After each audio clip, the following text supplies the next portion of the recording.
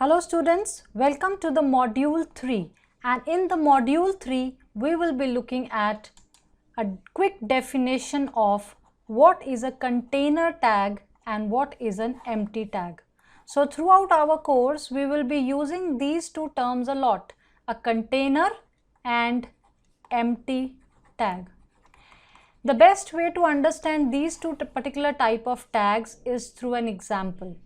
If you have already covered module 2 with me, you would have seen that any HTML document or any HTML code starts with an HTML tag. A quick recap, what is a tag? Anything in between these angular brackets. So in that particular module, we discussed that this HTML tag that we create also has a closing tag, isn't it? This is an example of a container tag. A container tag is the tag which will always have an opening and closing tag. They will always have a starting and a closing tag. On the other hand, other examples of empty tags are a tag which helps us to break a line, which is BR tag, or a tag which helps us to draw a horizontal line, which is a HR tag, or a tag which helps us to actually make an image or basically embed an image in our document. Some books also use this word void for the empty tag, but it is exactly the same thing. So they are empty elements which are also called as void elements.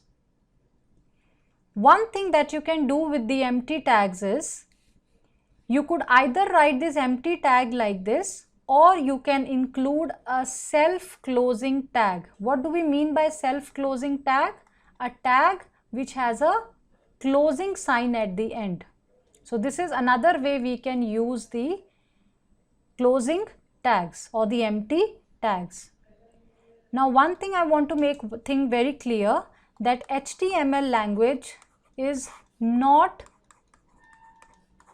case sensitive. So when do we say non-case sensitive? We means if you write down HTML with all uppercase or you write down HTML with all lowercase is absolutely fine. Okay, so feel free, the way you want to write you can use. There is no recommendation that you need to write all uppercase or lowercase. Whatever you are comfortable with, you can continue. So stay tuned for the next module. Thank you.